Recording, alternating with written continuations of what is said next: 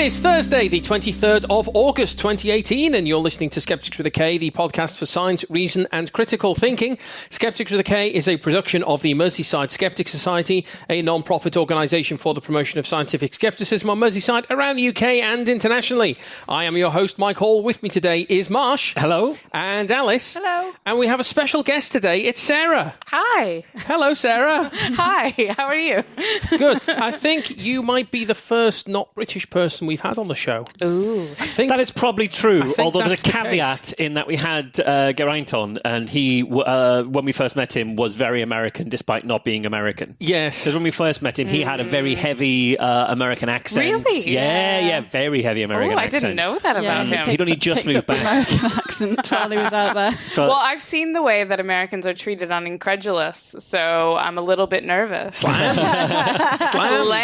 Don't on tar us with that Incredulous. Andy Wilson brush. That's entirely his doing. Yes. He seems to think that they have a lower IQ automatically because of their accent. That's probably what Andy thinks, yeah. it's not because of their accent. It's because of their international reputation, Sarah. Come on, let's not mince words here. Look, I didn't vote for Trump, so come on. You're one of the ones who left America. That's true. You aren't counted in the same offhand offensive stereotype. That's true, but I have had someone say to me before, like, can you understand what I'm saying, Sarah? I know you're American, but can you understand me? So I have had that happen. And where were they from? Australia. Oh, this wasn't a conversation that was happening in Mandarin. you had it Google translated.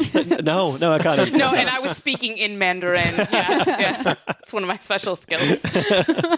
So, Sarah, who are you and why? Who am I and why? I am on the board of the Merseyside Skeptics now, but I am I'm an environmental scientist, sort of. Good question mark in the voice there. I like that. Yeah, sort of. I'm actually someone who studies the social aspects of environmental issues, and I work at the University of Liverpool. And so I'm here today because we have an environmental topic. Well, you have an environmental topic. I'm talking about placebos. Well, someone has asked the podcast an environmental question. And none of us are capable of answering and I'm going to answer it. You're the I'm not going to go anywhere near So, it. if anyone else wants to ask environmental questions, I'm here for you. One thing we don't do as a podcast is just 10 minutes of cursory research and then pretend we're an expert. That's not something that I think will be a responsible thing for a skeptical podcaster to do. You do like a year and a half's worth of deep research and pretend you're not an expert. That's what this show does, Mike. You're very good at the humble sort of. I've been looking at this for a year and a half, but I still don't think I'm qualified to talk on I it. kind of don't know. So, so what have you guys been doing? Well, I give the first of my new Flat Earth talks. Okay. At Gravesend Skeptics, which is at the 82 Coffee House in Gravesend. Oh, is it the Skeptics in the Coffee House? One? It is. That they brand it as that? Yeah, well, I think they do brand it as Skeptics in the pub, but it's in a coffee house. Yes. But it's always lovely. So it's Adrian and Sally run it, and Sally's obviously is always a pleasure to go speak for. But see, normally I've been there a couple of times now. I think once, maybe twice, and I've given my Adventures in Pseudoscience talk. Yes, and when you hear Adventures in Pseudoscience and challenging pseudoscience is all over that, and it's pretty clear what I'm on about. And other times when I give a talk, it's about homeopathy on the NHS and what we can do about it, and it's very clear what the direction of that is. And I thought I'd been equally clear with the latest talk. Yes. Which is titled Circular Reasoning, The Rise of Flat Earth Belief.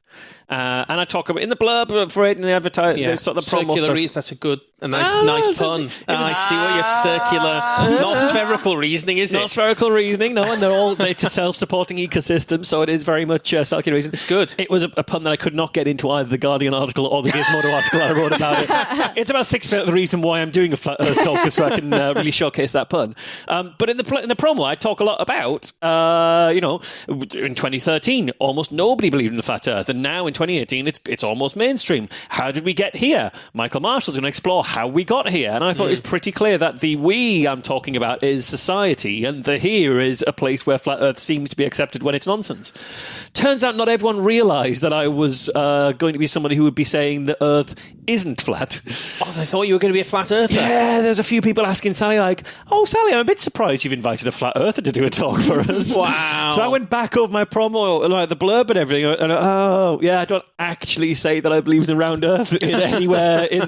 I assumed it was taken without said. Turns out not. But were there flat earthers there? There weren't. I'm afraid. So I mean, not that I'm afraid. I'd have been very equally prepared for a room full of flat earthers and a room full of people who are completely against flat Earth or a mix of the two. But I do open the talk by asking who here believes the world is round. And everyone says, hands up. Who here can prove it? And I thought most people were like, oh, well, I've seen pictures and things. But no, I got people like, well, no, I'm a radio scientist. And what happens is when I'm radioing Australia, I know that I forgot this. Oh, okay, well, yeah, you do know the world is round. Yes.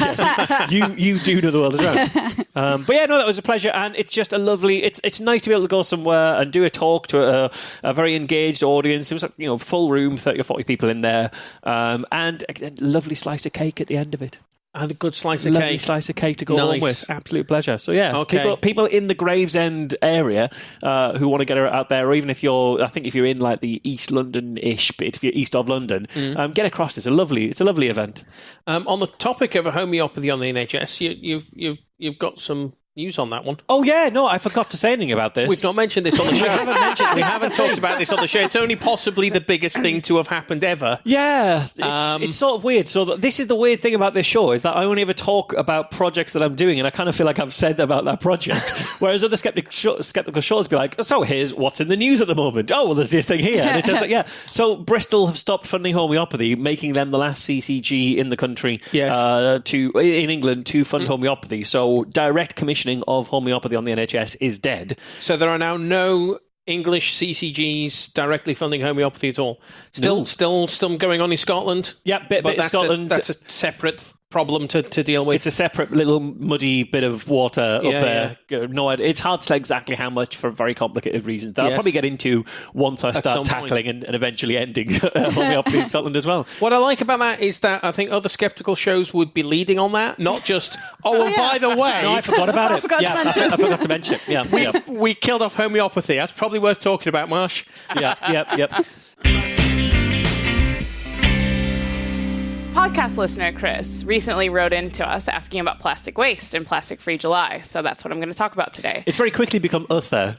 Well, you've been on the show for like 10 minutes. I know. We some of our listeners, some of our fans. Yeah, I can't take any credit for that whatsoever. But you kindly forwarded it to me. So, although he was drawn to the idea of Plastic Free July and reducing plastic use, in researching it, he felt that perhaps going plastic free might actually be detrimental to the environment rather than helpful. So in his email, Chris discussed how he feels compelled to reduce his plastic waste, spurred in part by a recent trip to Guatemala, where he saw poor access to landfills and dumps that wash into waterways. So if you guys have traveled, you've probably seen this. There's been a lot of media coverage recently about marine plastics and the damage that they cause. So Chris researched Plastic Free July and plastic alternatives. In his email, he outlined a number of ways in which he's reducing his plastic use, but he was concerned about some of the statistics he found. So apparently, the British Plastics Federation states plastics alternatives can produce up to 2.7 times the greenhouse gases and require double the energy to produce. The BPF, that British Plastics Federation, which I'll be talking about in this story. And who are they? I'll explain a bit more, but basically, they're the trade association for plastics. Okay, because that always influences so it does influence. Where they're going. It certainly does. So they state that 98% of marine plastics comes from outside the EU and the USA, and that the majority of waste in the ocean comes from the 2 billion people without access to solid waste disposal. So reading facts like this led Chris to question whether participating in Plastics Free July is more just a token gesture that makes you feel good rather than a proper solution. So worse yet, could it actually have unintended consequences to participate? So as a person that researches the kind of human aspects of environmental issues, this is exactly the sort of thing that interests me, which I figure is why you've probably asked me. So I can't cover all of the issues, but I want to touch on a few considerations. So what would Plastics Free July actually entail? It's basically as it sounds. So you try to live plastics free for 1 month with the aim of reducing your plastic waste and improving recycling worldwide. Is that just like plastics, as in single-use plastics packaging? Because getting rid of all plastics is going to be pretty tricky. Yeah, exactly. So that's actually what I'm going to talk about next. Oh, okay. So those promoting the initiative, they tend to point out that Plastics Free July, it's not just about living completely plastic free, because even living just 1 month without plastics, it's extremely challenging. It doesn't mean just eliminating obvious sources of plastic. So you've got plastic carrier bags, bottles, punnets, bagged vegetables, pre-packed meat and fish, disposable plates. First use of the word punnet on this show. 231 episodes in. Very first use of the word punnet. I've got cutlery, takeaway containers, bin liners, plastic bags for dog waste, balloons. I know you're out there with balloons all the time. Are they not rubber? No, most of them are plastic. Really? You'd have thought a balloon was like classic rubber. That is, if you were to say to someone, name something made of rubber, they'd go rubber first, an eraser. They'd go tire. Tires also have plastic. What the hell? You've been lied to. So to go plastics free... You can't drive. Yeah, June 30th, I've got to throw my tyres away. So what you find is... I think you'd have to throw your entire car away. Yeah. It's only the external bit that isn't plastic. What you find is we've got loads of, all the way through July, like plastic use is great, not hardly any environmental impact, but June 30th is just absolute hell for the environment. As everybody trashes everything they own. That's not a good idea. Definitely do not take Marsha's advice on that. Or anything, yeah. So, of course, it includes resealable bags, cling film, the much maligned plastic straws, stirrers, takeaway coffee cup lids.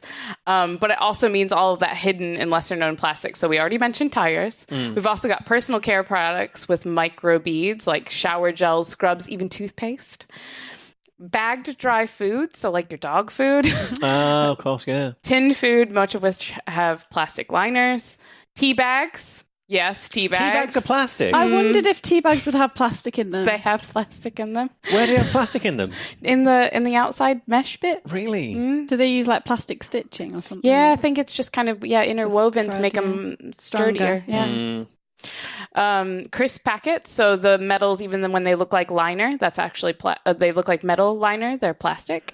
Cigarette butts, disposable lighters, textiles, most of our clothes, liners of paper cups, Tetra Paks, dental floss, dental sticks, of course your toothbrush, wet wipes, cotton buds, Q-tips for our American listeners, disposable nappies, sanitary napkins, paint, contact lenses. There was a story yesterday about people flush their contact lenses. I don't understand why people flush their contact lenses. It's weird, isn't it? Or they put them down the sink.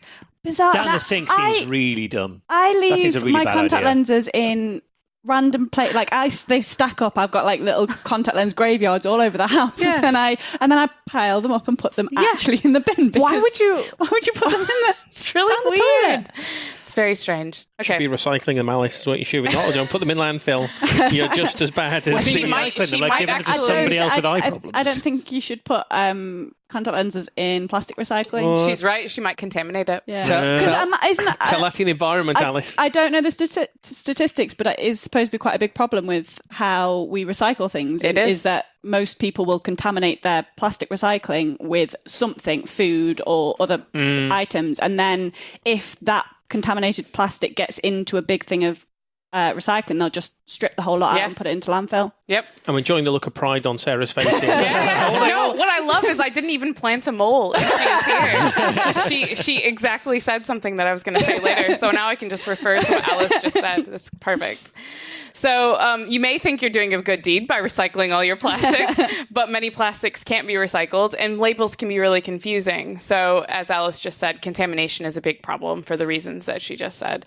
So the best estimate that we have so far from research in the journal Science Advances is that 9% of the plastics have been recycled since mass production began 60 years ago. 9%. Wow. That's it.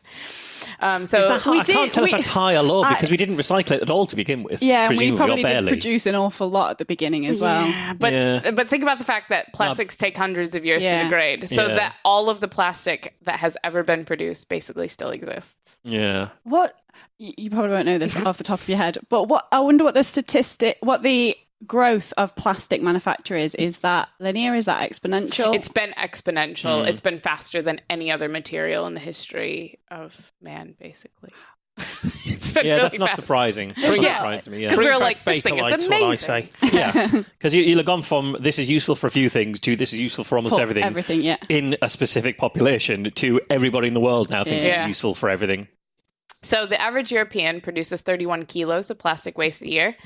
Average UK resident produces more than that, 35 kilos, according to Eurostat. So nearly all the plastics you personally have ever used still exist in some form, which I thought was really sobering. It kind of disturbs me. So at the same time, I think plastics are probably one of the most transformative inventions of the 20th century. In many ways, they've made our lives better and much more sanitary, especially when you think about plastics are used in the medical industry and research. I'm sure Alice uses plastic. God, I go through so much plastic. Yeah, so much. So plastics use has been doubling every 15 years. So there you go. That's part of the statistics. So faster than any other material.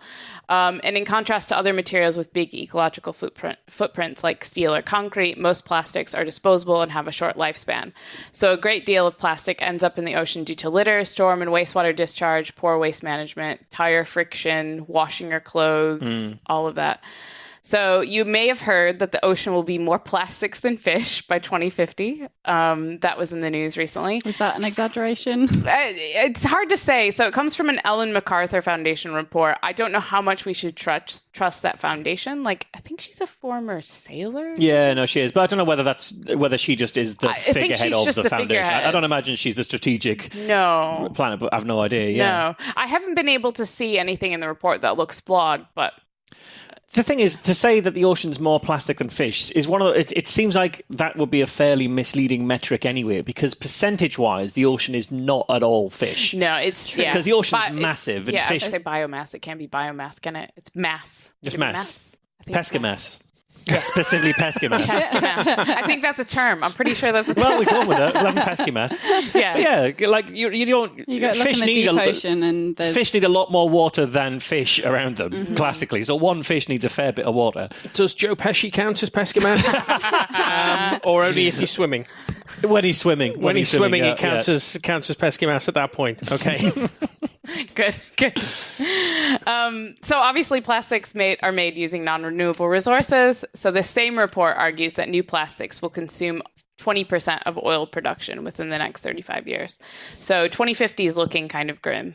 That's also an interesting statistic, because I wonder whether that's taken in isolation or is taken in the context of where the oil industry is driving at the moment. That's because right now, huge amounts of the oil industry goes towards petroleum cars, but we're not going to be doing that in 20, 50 years' time, however many, because we can't be doing that anymore. Yeah, that's a good point. I don't know if they account for that. At the moment, it's about 5% of oil production. So I don't know if they account for projections as to how much that'll decrease. So Chris specifically asked about alternatives and whether or not they were harmful. So you may have heard of reduce, reuse, recycle. Reduce is first for a reason. Reducing your use of plastics and consumption in general is absolutely the best thing you can do for the environment. It reduces your carbon footprint, your waste. When you do have to purchase plastic, it's always best to find a way to reuse it, but that's not always possible. And as for the third step of recycling, we already talked about that. And whether or not it's because of the type of plastic, contamination, or because we don't have the facilities or resources, we don't recycle a lot. So Plastic Free July focuses on the first two aspects, reducing and reusing. They encourage you to not just do Plastics Free July by just filling your recycling bin, which is reasonable. So the British Plastics Federation statistics that Chris mentioned, the British Plastics Federation is the UK's main trade body for the plastics industry. So I would be a bit cautious about those statistics. That federation has specifically expressed support for staying with the status quo. So even though those specific stats might not be correct, I do think that they point out some kind of interesting things to discuss. So estimates, the first one was about who produces this plastic waste. So estimates about how much plastic waste is produced outside of the US and the EU as a proportion vary, but it is true that most of the countries with mismanaged plastics waste are outside of these areas. So the US US, though, is number 20 in the top 20, which I think is shameful, yet kind of unsurprising. So if you think about, the most developed economies, the only developed economy on that list of 20 is the US that mismanages its plastic waste. A paper in Science and research by the Ocean Conservancy, though, found that China, Indonesia, the Philippines, Thailand, and Vietnam are dumping more plastic into the oceans than the rest of the world combined. So that's 55 to 60%. But before we get very paternalistic and start telling the rest of the world how to manage their waste, it's important to remember a few caveats. That leakage, so leakage is a term I'm going to use several times, is a term referring to the unmanaged plastics waste that reaches the ocean, and that includes waste from other countries. So per capita consumption of plastics in places like China is still really, really low as compared to what it is in developed economies like the US and the EU. So in reality, those leakage numbers include EU waste. So we in the European Union have been exporting between 75 and 87% of our plastics waste to China. So we give it all to places like Vietnam and all those other places, and then they dump it. Yeah. And then we could go, it's not our fault. Yeah. But the problem is that they are not very good with managing that waste. So a lot of that leakage, yes, it's true it comes from those countries, but it's our leakage as well. Yeah. It's partly our problem. Also, I'd imagine a factor in that too is that the many of the manufacturing industries have been outsourced to some of those countries on that list, or have historically been those countries on the list. So it's kind of like we get those countries to build stuff for us, we use them, we send them back to those countries, and then we shout at those countries for their plastics use. Yeah, we consume it, we send the waste back, and then we blame them for the waste problem. So it's not as simple as it seems. So actually, China has recently banned foreign imports of plastic waste. When Michael Gove was asked, what are we going to do with this? We have no idea how we're going to actually deal with our waste now because we export so much of that waste. We don't have the capacity to recycle that waste, and we certainly don't have the landfill space. So most people are predicting that we're just going to send it to one of the other countries like Indonesia or Vietnam. Let's build a massive tower. Send it to America, and if they're going to build a wall, they can make it out of plastic. Brilliant idea. Because then, A, you Trump and his fans get the wall that they're after. B, we get rid of all this plastic. And C, you have an art installation piece about the disposability of people in America. It's perfect. It's perfect. Yeah. I think you should market do that and then sell it. Brilliant. Yeah. Probably get Lego to build it for you because a big Lego wall. Can you make recycled Legos? Is that a thing? I don't know. It should be a thing. So this is a slight aside, but it's always annoyed me that people pluralize Lego to Legos. Oh, it's Lego because Lego is like the brand name and the thing, but Legos makes it sound like you're talking about individual bricks. Quite a distinctly American thing to say. This one Lego, two Legos, and we don't do that. I don't think the only time. You pluralize maths. Yeah, because there's more than one sum. Mysterious. More than one number. Yeah. That's a topic for another time. So as for alternatives to plastic, so we asked about are they more harmful? So I actually think the BPF is being really sneaky with their statistics. So I think they're using outdated information for just a handful of alternatives. They're not including the entire life cycle of the product. So I'm not sure how they arrived at their figures, but accounting for the impact of alternative plastics isn't straightforward. You'd have to compare the entire life cycle, including growing of whatever crops, if it's made from a crop, harvesting, mining, manufacture, recycling, composting. How long does the product last? And how would people normally use it, among other things? So I'll talk about a few of the different types of plastics. So some of the biodegradable and bio-based plastics, such as PLA, I'm not going to read out the chemical names of any of these because that'll just be Alice. She'll do that. Disaster.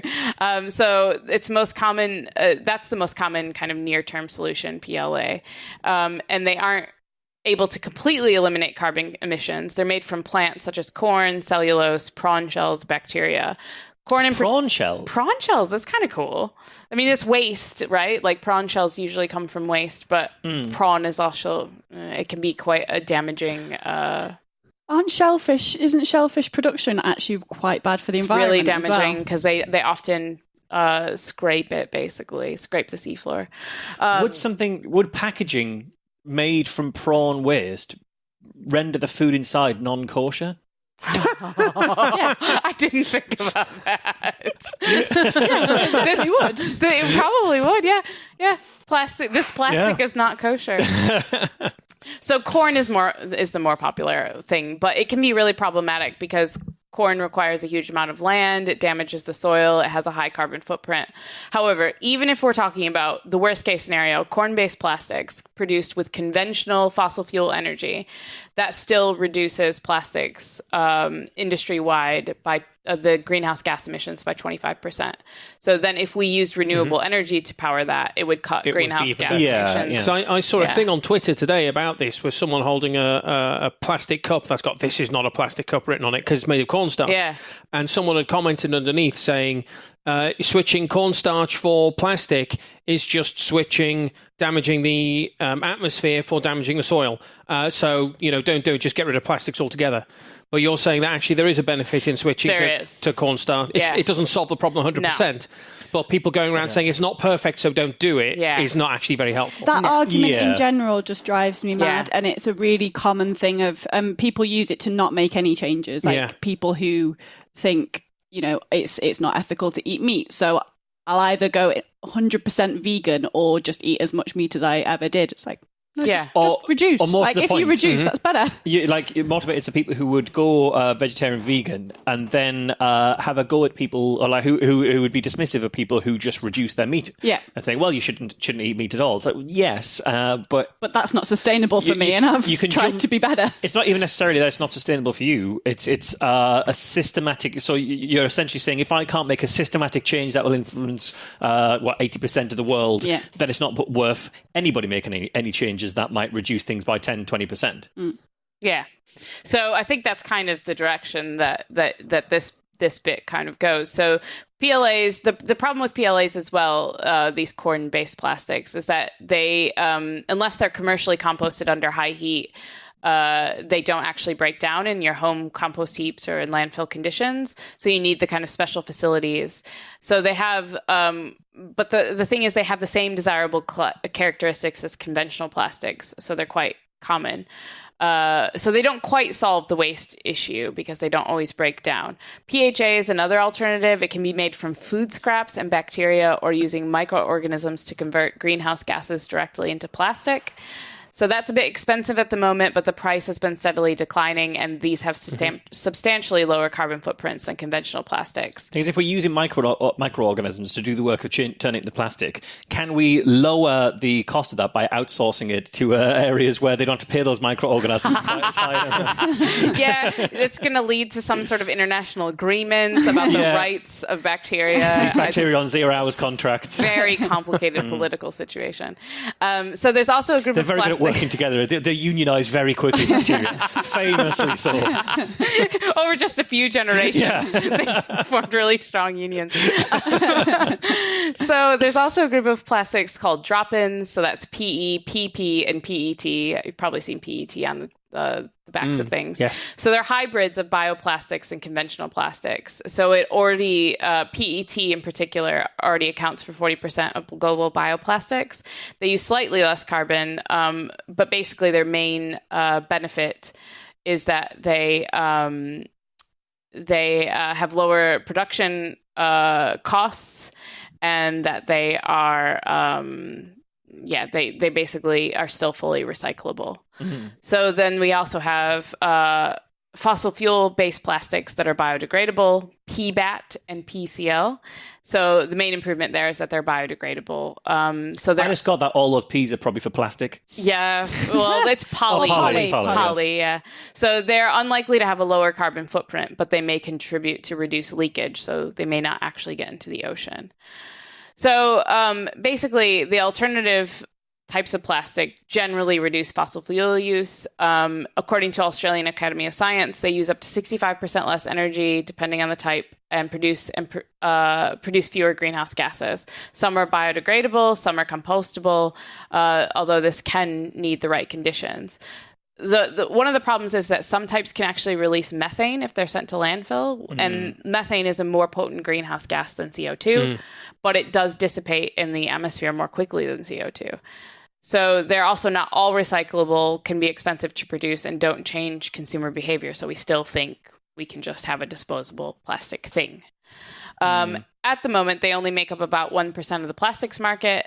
And although projection is that they'll increase that dramatically, some estimates suggest that up to 90% of conventional plastics could be replaced by some of these alternatives without actual loss in performance. So the technology is actually getting there quite quickly. So I actually think BPF is incorrect in suggesting that these alternatives are more ecologically costly, but it's still clear that it's only a partial solution. The less sexy alternatives, such as reusable bags, opting to buy food not in plastic containers, reusable steel water bottles, reducing your consumption, are far more important on an individual level. So if you do want to do that, there are a lot of resources online, including the Plastics Free July website. So I will get back now to Plastics Free July.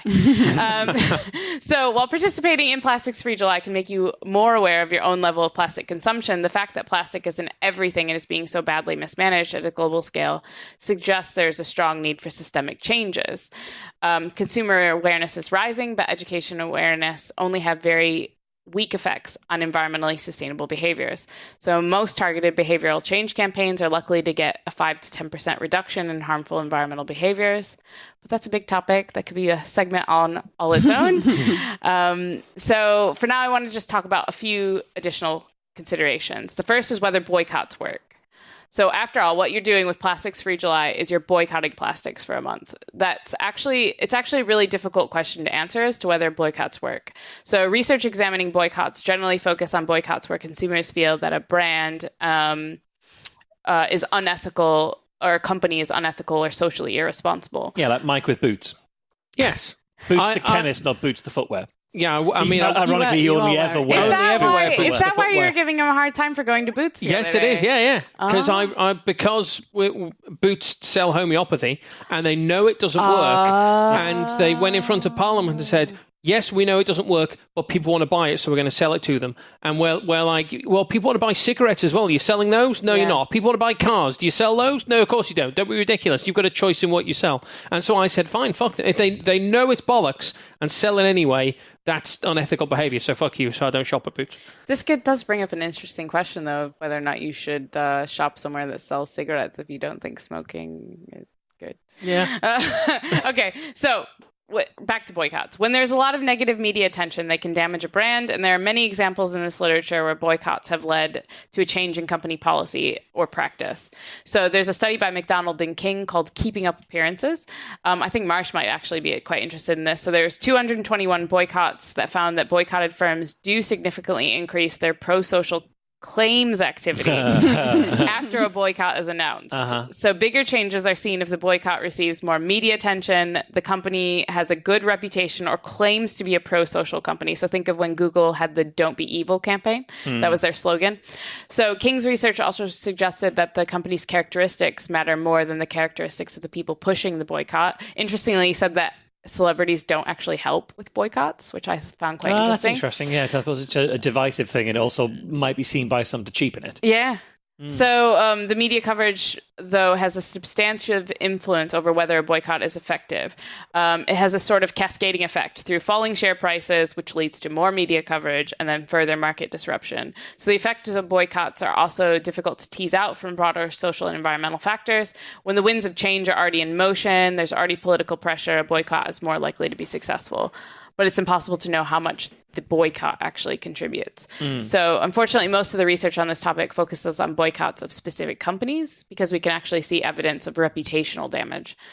So we don't fully understand all the factors that make a boycott successful, especially not with respect to boycotting an entire category of goods like plastics. Yeah. But I think it's still an important point to make. While individual participation in Plastics Free July might not have an impact, the increasing intensity of media coverage over the harm that plastic waste causes makes this a good time to at least add to that call for change, kind of building on that momentum.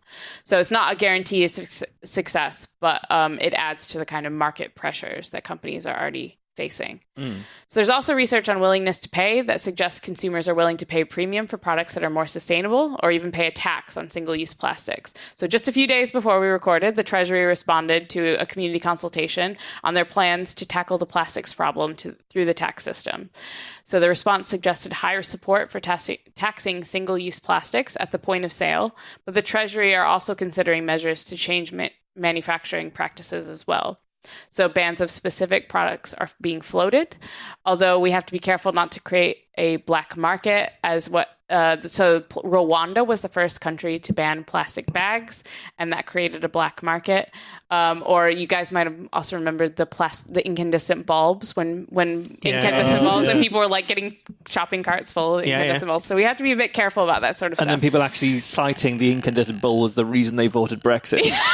We get out of the EU, and then we can have our bulbs back. And our bananas. Yeah, they're wildly less efficient and get so hot that they'll burn your fingers from 8 miles away. But let's throw it in. I quite like the idea of like seedy-looking guys coming into pubs, though, being like, "Do you want a plastic bag? I can tell you a plastic. I got a genuine plastic bag. I don't think you would buy one of those plastic bags. Do you want a single-use straw? If I've got one right here." If a guy opened his coat up and had his pockets stuffed with plastic bags, I don't think anyone's buying one of those plastic bags. So it's important to actually point out that no one is calling for the ban of all plastics. So I think people have to be careful about the hyperbole that sometimes comes. So I quite like the comment in this consultation from a consortium of environmental groups that suggested policy interventions be targeted according to a hierarchy, considering the necessity of the product and the necessity of including plastic. So they had the categories pointless, replaceable, problem, harder to replace, and essential. God, if they stopped any products that were deemed pointless, the economy would collapse immediately. Our entire economic system would come crashing down. It's actually an interesting question, though, isn't it? As what is pointless in capitalist I think the broader question is what isn't pointless. Yeah. But it addresses the issue that I know Mike has talked about with disabled communities feeling like, oh, they're going to ban all plastics and it's going to be harmful to us. That's not actually what people are suggesting. They would allow it for people who actually need it. So the problem is when it's when there's bad media representation, then there's a lot of shaming of individual consumers rather than the companies providing those single-use plastics and things. It's hard when you talk there about disabled communities fearing that all plastics are going to be banned and it might impact them. My first thought was prosthetic legs. I was like, no, I'm sure they're not going to do that. They'll still allow them. It's fine. It's more people who can't hold. I know. My second thought was the more rational and reasonable stuff. My first thought was like, they're going to ban prosthetic legs? That's ridiculous. So I'll be organising a sweepstake on how many complaints we get about that comment. See me after the show. So basically, there's real momentum at the moment regarding plastic policy. I'm sure you've seen this. So the EU has a circular economy package. They want to make all plastics recyclable or compostable by 2030. The UK has this plastics pact, which has the government, trade associations, and businesses. They want to one-up the EU and go to 2025 for the same goal. And it has buy-in from major companies. So it seems really promising, but most of these are aspirational. They don't have legislative backing. No, so we get to 2025 and the date gets changed to 2035. It doesn't matter. Yeah, it needs legislation, although there's not a lot of appetite for legislation at the moment. So there's obviously an obsession with this thing like plastic straws and cotton buds at the moment. So they're tiny proportions of plastic waste, but they're easy targets. It must contribute a tiny amount. Plastic straws. Yeah, like 1% or something ridiculous. It's really tiny. It frustrates me because I can see that it does scare a lot of people. Like a lot of people are dependent on plastic straws in order to actually. Like my grandmother can only drink drinks from plastic straws because she's got quite severe dementia, and if she drinks from a like they give her a child's beaker sometimes, but if she drinks from that, she chokes. She has to drink from a straw. Yeah, and then I was thinking about this actually the other day. Like, so then what do you do if somebody has like say someone they drink too slowly because of some sort of disability and they need a plastic straw? Do we really want them to have to like carry a special card and like take it into the restaurant and be like, "Hey, a plastic straw"? Yeah, or get a prescription for plastic straws. Yeah. So I don't know how you deal with those issues, but I kind of feel like those are the issues that we can have a debate on and that maybe it's the bigger issues that we need to sort of sort out first. But I do think that that's an important sort of policy debate that needs to happen. Well, they do. The rhetoric around it has basically made out that if you use a single plastic straw, it's as good as if you take that straw and then jam it in the eye of every fish in the ocean one by one. I keep getting things about turtles on Instagram. It's like telling me that if I use plastic, I'm killing turtles. There are some horrific In fairness, that's videos. Because you use plastic to kill turtles. I've told you should not have that hobby. I know, and I post the videos on Instagram. It's a problem. There are some horrific videos of people pulling plastic straws out of the beaks of turtles, and there's that really famous photo of the seahorse attached to, I think it's a plastic straw, is it a cotton bud? Something like that. I think it's a cotton bud. It's horrible. So just one more thing to talk about. So one aspect of the plastic waste that I don't think has received enough attention is the supply chain. So they announce these ambitious targets from companies who sell products who are in reality just saying, hey, suppliers, figure it out. So when companies announce really ambitious targets to reduce plastics in their products, it can be really exciting. Marks and Spencer's have been the big one in the UK, so they've been the most active.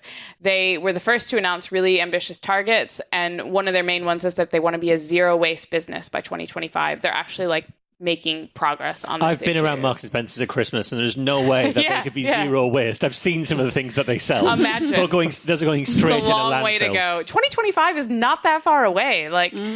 So Procter & Gamble are another vocal company in this space. So one of their recent initiatives, everyone in the UK will know Fairy. So they said they were transforming their supply chain by putting post-consumer recycled plastic and 10% ocean plastic into their Fairy washing liquid bottles. So it can be really challenging for us as consumers to tell the difference between greenwashing and actual action. And there are many products for which there is no viable alternative at the moment that performs the same way or is at a reasonable cost that people would be willing to pay. So some companies like Marks and Spencer's have said that they will invest heavily in R&D to develop these alternatives. But it's important to remember that a lot of the current targets are aspirational and they can only be met if the entire supply chain changes. So that consultation that we just had in the UK, it seemed more about taxing consumers than changing the supply chain. Yeah, and then the problem with the company side of it, someone like Procter & Gamble is so big that you don't know whether this is actually a systematic change throughout their entire company's culture or whether they've identified that this bit over here can be changed in this small way. And so we can stand behind the Fairy example and not address the issue across the rest of our... And we'll do it in Fairy bottles, but we actually own how many dozens of companies that produce dozens of, probably hundreds of products that use plastic. Yeah. So company responses to that UK consultation, they were kind of less favorable about attacking the problem at source. The idea of taxing manufacturers to encourage the use of recyclable products is obviously more palatable to recycling organizations and environmental groups that responded to that consultation than it is to manufacturers. That's to be expected. But I think ultimately the key here will be to keep companies and governments accountable to all of these ambitious targets that they're announcing at the moment, and where you can investigate whether a particular commitment will be feasible given the state of technology. So the UK R&D investment will be very important, and the UK government did announce 20 million for plastics innovation, but that's not actually that much money for research. No, it's not. And also right now, relying on accountability of government. Yeah, I know. This will be fine. As long as accountability is still a thing that exists. Gotcha. Right. Yeah, we can have a discussion about their principles for post-Brexit environmental policy another time. It doesn't even really include accountability. No, it wouldn't do. It wouldn't do, yeah. So, is Plastics Free July an appeal to emotion over logic, which is what Chris was worried about? I think in part, yes, but combined with broader changes, it might have a small impact on your own behavior and serve as a signal of support for broader change. Do alternatives cause more harm than goods? I really don't think so, but they're also not a complete solution to the problem. So reducing consumption is something we can prioritize in developed economies. We're already consuming more than we really need, and waste management practices elsewhere could also be improved with our help. So the world's most developed economies can't solve this issue alone, but likewise, their leadership can lead to changes beyond their borders. It can have a positive influence on the supply chain and reduce the waste that we actually ship to other countries internationally. So way back in episode 199, I talked about 2 studies which examined placebo effects induced by pill colour, both of which were cited in the book Bad Science by Ben Goldacre. The first of these studies was Blackwell 1972, which saw 57 medical students being given dummy pills coloured either pink or blue, and they were asked to indicate which effects and which side effects they had experienced from a defined list of possible effects that was given to them. The study showed a small self-reported effect for blue pills, in which students reported that they made them less alert and more drowsy, but no other statistically significant effect was reported for any other colour. Which is great, except this study having very small numbers and being single-blind with no adjustment for multiple comparisons and being based on self-reported data with a study design which primes patients to look for the effects on the supplied list, which we know makes it more likely for an effect to be reported. That didn't have any particular problem. Yeah, they were all. There was nothing wrong with them. So they were not patients. They were just students. People. They were people. Yeah. Yeah.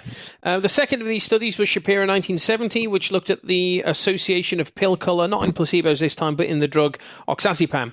Ben Goldacre claimed in Bad Science that this paper shows that yellow pills were better for depression and green pills were better for anxiety.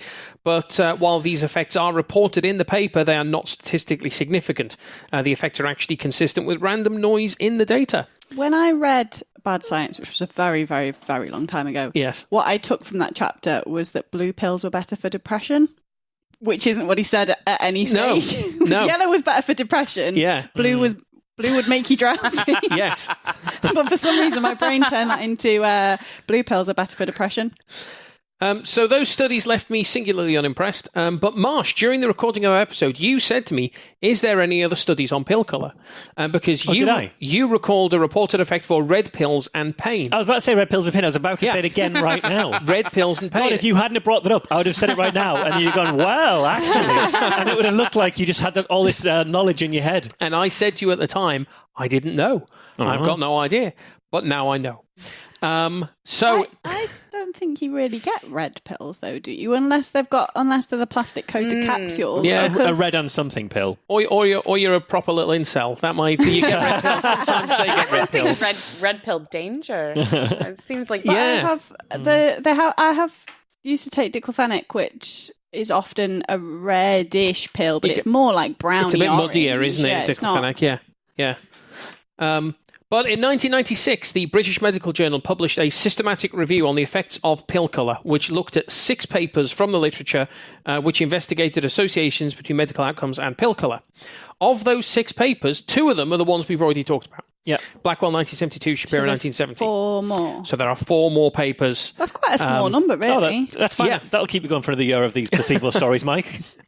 So that leaves 4 papers on pill colour, which this systematic review identified in the literature, which we haven't talked about on the show, and might contain... You can do all 4 of them in one go. I'm going to do all 4 of them, yeah. You're blowing through your material, mate. They may contain the claim red pills are better for pain. The data that you, Marsh, specifically asked me about a year and a bit ago. You've read these, haven't you? I mean, I at the time I wrote this, I hadn't yet. Wait. So you write your story before you do the research? I'm writing chronologically here, mate, yeah. So you find the stuff out, and then what if you find something out? I think it's a bit peek behind the curtain. What if you find something out which changes your introduction? Well, then I, go halfway through and go, so it turns out I was wrong before. I like this. You're taking us through a journey of discovery. It is. This is just lazy storytelling, if you ask me. What you should do is do all the research, then understand how best to tell that story. So the first paper... from the 4 papers is titled Sedative Effects of Placebo Treatment. By first, is this the first one that appears in the paper? This is the first one of the paper. It's not even like you've read the 4 and gone, okay, which one should I talk about first? Well, this one has the least controversial bit to it, and I'll build up to the crescendo. This could be the most impressive thing about this entire paper. Could be. And you're giving to us first on the first page of your script. Because I said it's the first paper because it's the first paper. This is terrible pacing. This is critique, isn't it? Otherwise, this is why you'll never write a book. The first one I'm going to talk about, which is not what I said. The first paper. I think I do something in the middle. I think I do like 2/3 of the research and then start writing and then find the detail and then it ends up like 50 pages long. Yeah. So this is Coutinho et al. Was published in the European Journal of Clinical Pharmacology in 1970. They're all ancient, these pill colour studies. They're all really old. Researchers realised that it wasn't important. It's bollocks, yeah. Left it alone. 120 hospitalised patients waiting for surgery on their varicose veins were recruited for this study. Were they hospitalised They were hospitalised because they were waiting for their surgery on their varicose veins. So that's so they were inpatient sitting there waiting for their surgery. That's not what hospitalised tends to mean, That's though, not is it? what hospitalised tends to mean. I mean, it's 1970. Okay, it probably was then. Maybe the language has changed. God knows what other language is in there. Once you start getting the demographics, this could be an absolute horror show. So let's... Because it makes it sound like they've been hospitalised for something unrelated to the varicose veins whilst waiting for their varicose veins surgery. The phrase hospitalised did come out of the paper. That's not me just using the word hospitalised. Sure it does. That's how they describe it. We're assuming this is all coming off the paper because apparently you don't do any of the writing yourself. You just report on what you see directly. So they're all waiting for surgery on their varicose veins. So a representative cohort of the general population here, all these people waiting for their varicose vein surgery. The paper asserts that since those patients were waiting for surgery, therefore they are suffering from mild to moderate anxiety. What? Whoa, not pain. They don't attempt to justify or quantify that in any way, shape or form. They just say, well, you're waiting for surgery. Obviously, you're anxious. What if you've had like 50 surgeries in the last year? It's no big deal. You just don't give a shit about surgeries No, anymore? they just assert. What if you've got amnesia? You don't know. You don't know You're retrograde amnesia. You can't remember what happened 15 seconds ago. Or just infinite trust in the medical system. Because this is 1970. They still might have a lot of trust in medicine. I love your idea, Alice, that if you've got amnesia, so you keep forgetting why you're in hospital, you'd be less anxious. But every 15 seconds, you're like, I'm in a hospital. Jesus Christ, what's wrong with me? You've been in a state of complete fear the entire time. You'd need to have someone written in massive letters on every wall of the room. It's okay. It's just varicose veins. Just wherever you look. What if you have dementia, though? You might not realise you're in a hospital. Okay, that's not the same as amnesia. I went on to say dementia. I know, but you started with the amnesia I don't know why I went to amnesia first. I've got way more experience with dementia. Clearly, because you think amnesiacs would have zero anxiety. Especially if you're in that happy phase of dementia where everything's just fine. Yeah. So and anyway, as long as you've got the person who looks after you with you.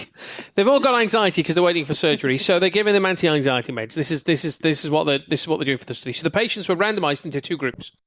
On the first night of the study, the patients in the first group were given a dummy orange pill, right, at 10 o'clock in the evening. That's as in a placebo pill, not a massive pill that they suck on like a pacifier. Could be either. Could be either. It's not specific. Are there any studies on that kind of drug delivery mechanism? Having a dummy that you stick in your mouth and suck on? In a little pacifier. If it's an American study, they're not using dummy in that way. So they were given a dummy orange pill at 10 p.m. in the evening and told, this is going to help you sleep, right? The following morning, they were asked, how long did it take you to fall asleep? How long did you sleep when you got to sleep? What does any of this have necessarily to do with anxiety? They've just told them that you're anxious, therefore you can't sleep. Therefore, we're giving you. You're in hospital, so you're anxious. You're anxious, therefore you can't sleep. So we're studying how long you slept. Tell me what time you fell asleep. It's a brilliant study. I couldn't tell you what time I have ever fallen asleep in my life. Actually, no, I probably could only by reversing back and listening to podcasts that I fell asleep during. And going, okay, I think I heard this bit. Right, I think I missed that bit. I must have fallen asleep at this point. Fitbit. Me and Sarah know exactly what time we fell asleep because we both wear Fitbits. But that was not in 1970. Not in 1970. So they were given the pill at 10 p.m. Told this is going to help you sleep, and then asked it the next morning, how long after you took the pill did it take you to fall asleep? How long did you sleep once you got to sleep? Was it normal sleep? God. Were they prepared for these questions, like before they fell asleep? Because I would only know the answer to some of them if I was thinking knowing. Doesn't say. When you wake up, I need to remember what time I woke up so that I can count how long I was asleep. If you're prepared for that, you'd be thinking, right, when I fall asleep, I need to know what time I fall asleep. So I'll keep an eye on when I fall asleep. And I thought, no, I didn't sleep a wink. Yeah. It's awful, terrible. And they were asked, do you feel like you had a normal night's rest? Yeah. So I think they're very nebulous set of questions to be asking people. I think that's a terrible thing Also, to do. are you asking my normal? Because my normal's bad. Well, because the other thing is as well, it's how long after you took the pill did it take you to fall asleep as well? I took the pill at 10 o'clock and it took me fucking ages to fall asleep. He took the pill at 4 a.m. and he was asleep at 20 minutes because it was 4 a.m. Yeah. So it's really, not very. I think it's a shit design personally, but okay. On the second night, that's just the first night of the study. Okay. The second night of the study, they were given a dummy blue pill and told this is a different tranquilizer that's going to help you sleep. And in the morning, they were asked the same set of questions. Right? Okay. So that's the study. But this time they're primed. But this time they're primed because they know the questions at least. Yeah. So first night. orange pill, this is going to help you sleep. How long questions. Second night, blue pill, this is going to help you sleep. And then that's the first group. And they didn't put any of them in a sleep chamber to actually watch how they slept. They didn't have a All sleep chamber self-report. in the 70s. No. All self-report. The way they do sleep studies where they put you in a room and watch you And through just the watch window. it. Yeah. No, all self-report. So that's the first group. The second group, exactly the same, but the pills the other way around. Blue pill first, orange pill the second night. Okay, that's at least something. Yeah. I don't think you'd be in the hospital for 2 nights for varicose veins anymore. No. It's NHS though, isn't it? I think you'd be in and out as outpatient. Yeah. Yeah, I think your varicose vein surgery don't will think be it's- outpatient yeah. surgery these days, yeah. Yeah, Definitely but think it would. it's nearly 50 years ago. Yeah. So this is where up until now, this has been a relatively normal study. Right, Okay. yeah. I mean, poor quality, but fine. This is where it gets odd. The researchers then asked the patients which colour pill they preferred and asserted that whatever the patient said meant that was the pill that worked best. But So Then why ask all those questions? one might have sent them to sleep really quickly and they slept for a really long time and they slept really well, but they felt like they felt really drowsy and couldn't wake up in the morning and therefore they hated it. Yep. might I just used like to take blue. a tablet that helped me sleep and I absolutely hated it because it made me feel like a zombie the next morning. Yeah. They might just like the absolutely. colour blue. well, that's my point. I have no idea which my favourite is. Go for the blue one. Yeah. This is I support Everton. the quote from the paper. The statement of a preference for one of the other of the placebos could be interpreted, in a sense, as a sign of placebo reactivity, as no active compound was used. So even them are going, kind of in a way it means that. That's piss poor, isn't But it? yeah, I think that's complete bollocks and a really weird assumption to make. But regardless, 41% of patients said they preferred the blue pills, and 39% of patients said they preferred the orange pills. That's as close as Brexit. Yeah. And 20% went, which proves the That's square way root. smaller than with Brexit. That is way smaller than that cohort for Brexit. Proves the square root of fuck all. Yeah. And which I doubt very much is a significant result. I say doubt because the paper doesn't actually give a significance figure for that comparison. They can't don't be. even make that comparison. They must know that it's just not in the paper. significant, so they didn't bother. Like, it's embarrassingly how non-significant it was. Instead, the paper decides to break down the colour comparison by sex. Oh, God. And shows that 62% of men who expressed a preference said they preferred the orange pill, and 61% of women who expressed a preference said they preferred the blue pill. And when you look at the data So like women this, are more susceptible. Or men are more susceptible. when you look at the data like this, it still barely scrapes into significance with a p-value of 0.04. Oh, they did. Oh, they did come do a on. significance test then. For them. So they're literally p-hacking them. Yeah. They're actually going, this isn't relevant. So Yeah. let's. Even though if you sum the total people who said orange and the total people who said blue, ignore the people who said I don't care, you get a 51-49 split. It's literally 51% of people said orange and 49% of people said blue, or the other way around. Whatever If it you is. take out the so no closer than fucking Brexit. Yeah. You know, which is amazing. But blue pills, they worked best as tranquilizers. This is now the will of the people. Predicated on this strange assumption that whatever you said was your preference means that that's the one you think is going to work best. They could have just said, I think they work the same, but orange is my favorite colour. Yeah. I mean, they may well have been saying that just without all those words. Yeah. Yeah. Maybe they wrote it on the side of a bus. Who knows? So, for my money, this paper demonstrates absolutely fucking fuck all. So, the next paper was titled "The Effect of Capsule Colour and Order of Administration of Hypnotic Treatments." Of hypnotic treatment. Hypnotic Is that treatments to treat Capsule somebody colour. suffering with hypnosis? Like from hypnosis. Sorry, I've got a bad case of hypnosis. Hypnotists. It's to persuade hypnotists not to... treatment? It's more tranquilizers, basically. What? More tranquilizers. That's a sedative, isn't it? Yeah. Why would they call them hypnotic treatments and not sedatives? This was also published in the European Journal of Clinical Pharmacology 8 years later, 1978. I want to be an academic in the 70s. It's easier to get published. Published any old shit in the 70s, weren't they? It also got published in the Journal of Hypnosis, which in many ways explains a few things. So this has got 96 hospitalised patients waiting for elective surgery this time. Doesn't say what they were waiting for elective surgery for, but they were recruited into this study. Information. Yeah. In fact, it's really important Not information. even that they were waiting for the same operation. They just were all waiting for some sort of one elective of them's in surgery. screaming agony and definitely can't sleep. All of the patients had trouble sleeping. And so they were randomized into various groups. Did they actually have trouble sleeping, or was it just presumed anxiety? Here it says they actually had trouble sleeping. They were all insomniac patients, apparently. Okay. But they were all insomniacs waiting for operations I really want to know happen. what the elective surgery was now. Yeah. They're all insomniacs. They're all awaiting some sort of elective surgery. Yeah. I'm not sure what the groups are here because the paper is actually quite unclear on it. But regardless, half the patients were given a real tranquilizer and half of them were given a dummy pill and told it was a tranquilizer. Yeah. Right? Half of the patients, not the same half, were given orange pills. Half the patients were given blue pills. Okay. Half the patients were male, half the patients were female. And the trial was run over 2 consecutive nights again. Right? Mm-hmm. The outcome measure, of course, was self-reported. Pretty similar questions to last time. How long did it take you to fall asleep? How long were you asleep for? How would you describe your night's sleep? And did you wake up feeling groggy or did you wake up feeling rested? Those were the 4 questions that they asked after the fact. They didn't use this stupid "which colour do you prefer" question this time around. Instead, just meaningless. They directly used the patient report of sleep onset time and sleep duration in minutes. So I took 46 minutes to fall asleep. I took 48 minutes to fall asleep. Okay. The mean is 47. That's the kind of analysis that they've done here. They picked up a related but equally meaningless statistic. Yeah. It's still ridiculous. Still self-reported data on the efficacy of this intervention, but at least it's not as weird as the previous question. Yeah. So they found that patients taking blue pills took on average, which those blue pills could have been tranquilizers, they could have been placebos, we don't know.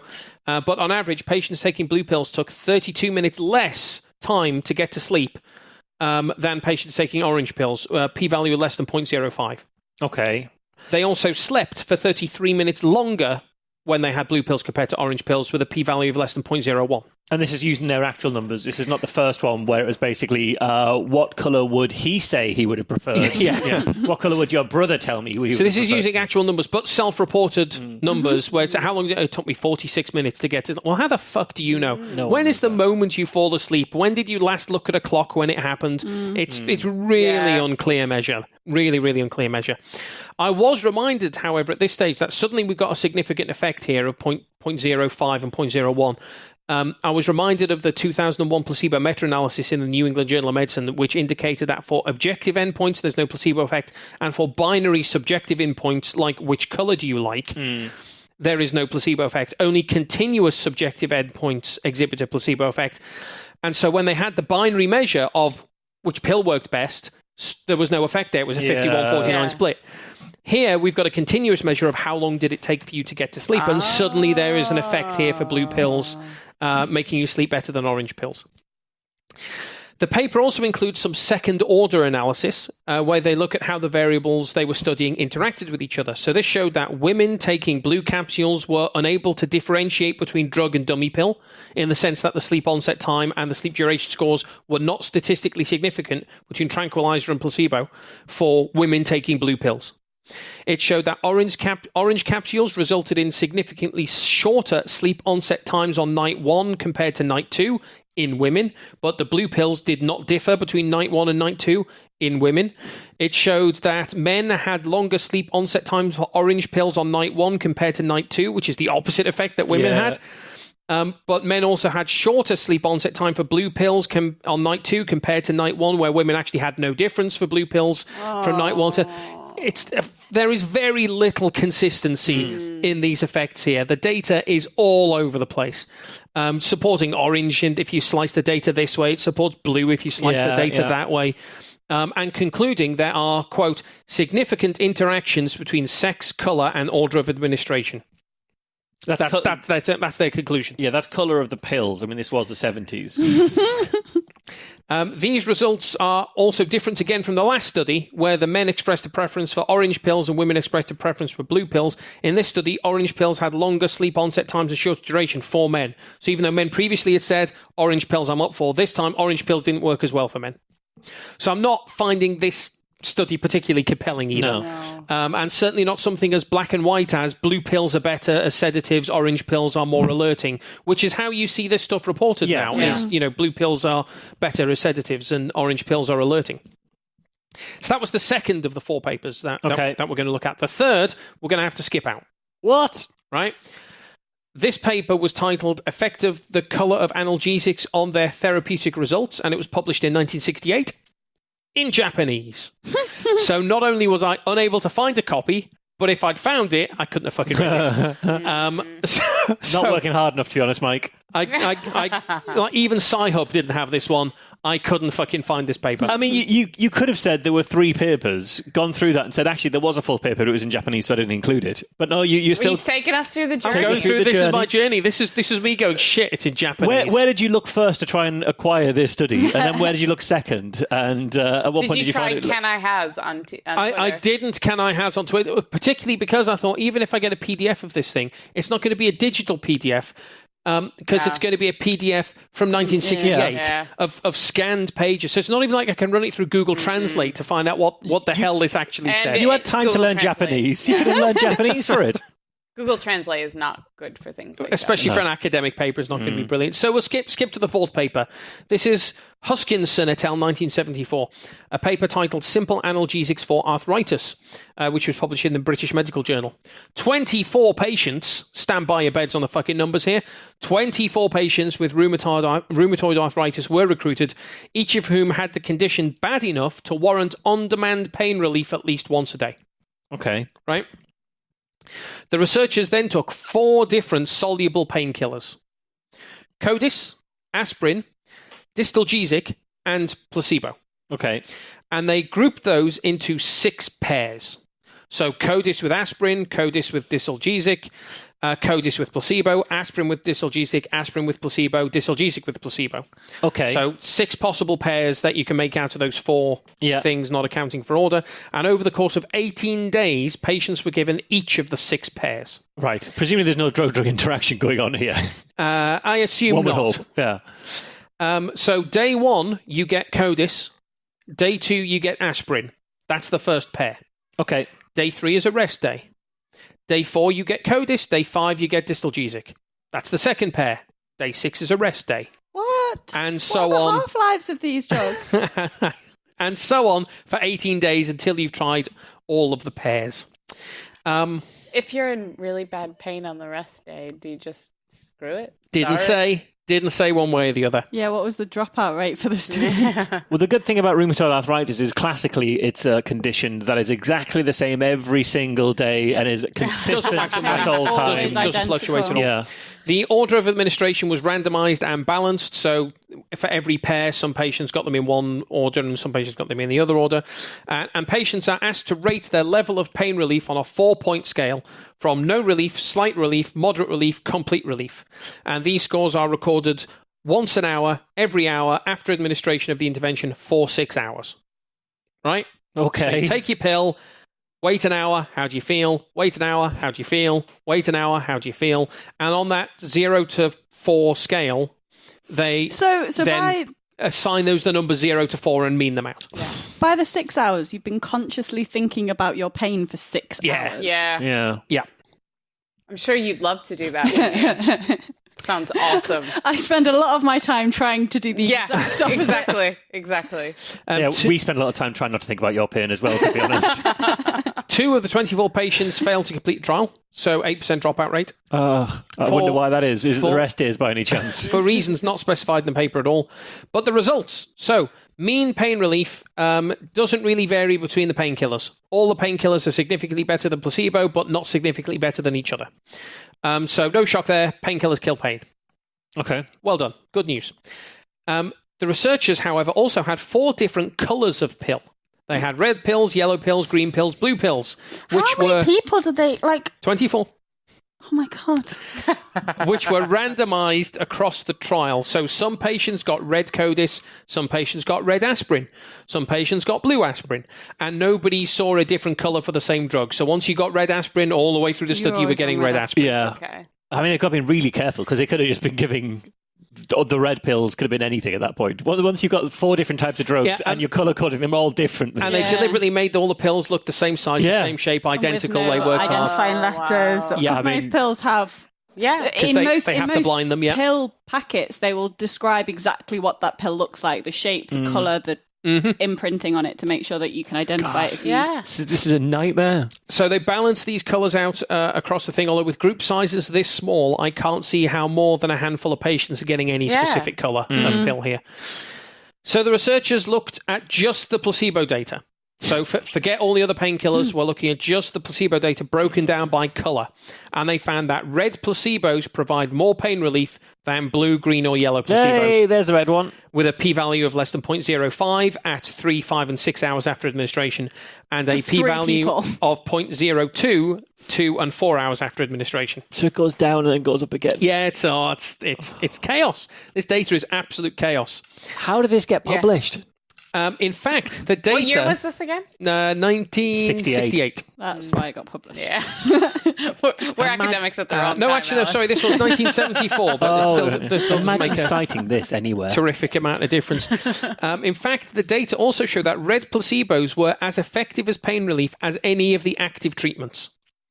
So they all produced... the red placebos produced a graph, and there's a little graph in the data. That's the same shape and magnitude as the active painkillers. Okay. Although they assert this, that's what's seen in the thing. No p-value is given for this comparison, but that's what they say. As I said, the paper does not say how many patients took which colour of which pill, only that they were randomly distributed. But overall, I suspect that the finding that red placebos work as well as 3 different active painkillers probably says more about the methodological flaws in the study than it says about placebo effects for pill colour in this small self-reported study on rheumatoid arthritis. Yeah. There's no real kicker here, except perhaps to say that the study shows that the colour of the pill only modified reported the analgesic effect of the placebos. There was no difference between red aspirin and blue aspirin. No difference between like blue Codis and green Codis. And so it's not an additive effect at all. So what would be the explanation? Did they try and even offer an explanation as to why it would apply? Why the placebo just stops working. So in terms of clinical relevance, there is no reason to claim that red pills are more effective for pain. They are only more effective for pain when you're not taking any painkillers. They are no more effective for pain than any other colour if you're actually taking a drug. And obviously it's not even that they are no more effective pain when you're not taking anything else, because you can't even say that from the data that's there. Yeah, because that's not supported by the data in terms of the strength of the study. Yeah, 24 patients with rheumatoid arthritis. 6 groups. It's split into many groups in 1974. Yeah. It's horrendous. So I don't think this is a real 4 colour variations and 6 pair variations. So that's 1 patient, 1 colour pair variation. Along those lines, 6 and 4, 24. I don't know that much about rheumatoid arthritis either, but those are not like great drugs for rheumatoid arthritis. They're kind of pretty, like aspirin. People were also on their standard medication as well. This is so everyone, even the placebo, were on their standard meds. Oh, what? All the way through normal this. Painkillers as and when. That's astonishing. This is just their ad hoc shit when it's like it's particularly bad right at this second. They want something extra. That's why they were giving them aspirin and Codis and things like that. Yeah. So I don't think this is a real effect. This is a tiny study on a niche cohort. Any effects from colour disappear as soon as you're taking a real drug instead of faffing around with fake medicine. So returning to the systematic review itself, it scores each of the 6 papers, the 4 we've just discussed, plus the 2 that we've discussed on previous episodes. It scores them for their methodological quality. Catania 1972, which is the one with the patients waiting for varicose vein surgery, and said, which pill colour did you prefer? That scored 7 out of 10 for methodological quality. What? 7 out of 10 on some score that they've got that they got from another paper. But to be clear, that's the one where they've got varicose veins, therefore they're in hospital, therefore they're anxious, therefore they're anxious, can't sleep. Yeah. So we'll look at their sleep quality. But their self-reported sleep quality. Their 10-point scale was things like, did you have more than 50 patients involved in the study? Was the study blinded? Was it completely idiotic? Was it bollocks? Was 0.11, but they never got down to There's that not one. a point on that scale that says, are you measuring what you say you're measuring? Are you studying what you say you're studying? Yeah. Shapiro 1970, which is the study on oxazepam, which shows that yellow pills are better for depression, green pills are better for anxiety, but not with statistical significance. That was also given 7 out of 10 for methodological quality. Blackwell 1972, which is the medical students in the boring 1-hour lecture, as Ben Goldacre described it, which claimed that blue pills make students report they were less alert and more drowsy, but found no other effect.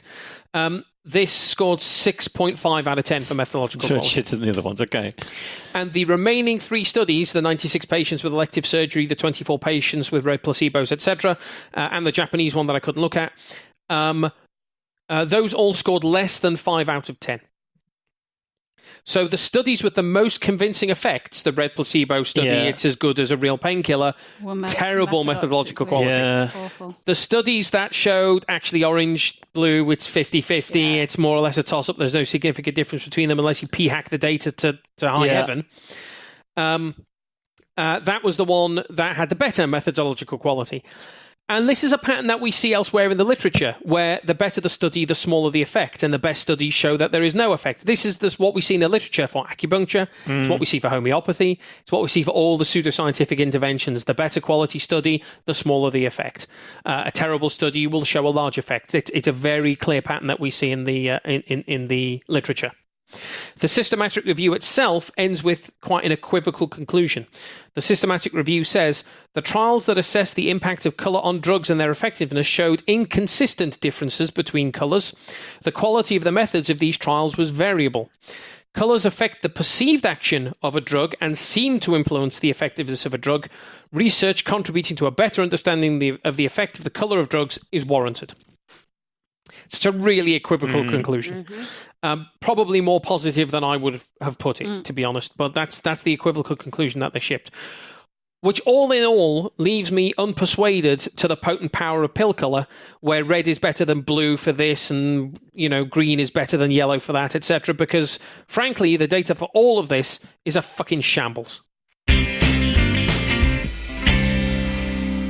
So, Liverpool Skeptics in the Pub. Our next talk is on the 20th of September, which is just under a month away. And that, actually, Sarah, why don't you tell us about that? Well, that is actually James Crossland talking about, is fake news old news? Is it a new thing, or is it something that's existed since World War II? And that would be somebody that I know, James. So you should come, because it's going to be great. And James is a historian at John Moores University. Yeah, at Liverpool John Moores. And his expertise is in World War II and warfare. So what better person to give the talk? So that's going to be in the Casa from 7:30 on Hope Street. And as I say, that is going to be on the 20th of September. We also have recently announced for QED, we've got the Skeptics Guide are coming down to QED, and they're going to be doing a live show for us on the main stage, which is fantastic. Yep. We've had a few people writing in going, don't put them in a podcast room. Yes. That room is far too small. And it's like, we're on this. Don't worry, we're on this. We've got this in hand. We're all over this guys. one. We can organise these events. We've got it down at this point. Yeah. So they're going to be doing a live show from the main stage. And they've got a private show that they're arranging themselves as well, which is, I think that's happening on the... It's just before QED. It's the Friday before QED. Before QED. I think that's happening on... but I think that might actually be sold out. I think they were only selling sold out 30 already? or 40 tickets, something like that. But I think they mentioned on one of their shows that might be might already be sold out. And with George Hrab, they're doing the Skeptical Extravaganza. That's on the Thursday before QED. So that's... And I think they're organising that in Manchester. They're organising that in Manchester. I'm not sure what the venue is, but yeah. If you can't get enough Skeptics Guide, they're doing bonus events on the Thursday and the Friday before QED, which you can go down to as well. There's lots more to announce on QED still. We've got more events to announce on the Friday. We're working on stuff on the Thursday as well. So there's stuff that's still to come for QED. If you want to know more about QED, you can go to qedcon.org. And listeners, if you're coming along, feel free to come along and say hello to myself and Marsh. If you're going to be at the Australian Skeptics National Convention, go say hello to Alice, who's going to be talking on the main stage over there. If you say hello to Mike, can you film it so I can see the awkwardness? Nobody. People come up to me and they go, I really like the show, and I go, That's why you need to film it. And they go, I know you really hate me doing this, so I'm going to do it anyway. Thank you. Got no idea what to say to them. That's qedcon.org. Aside from that thing, I think that is all we have time for. I think so. All that remains then is to thank Marsh for coming along today. Cheers. Thank you to Alice. Thank you. And thank you very much to Sarah. Thanks. We have been Skeptics with a K, and we will see you next time. Bye now. Bye. Bye.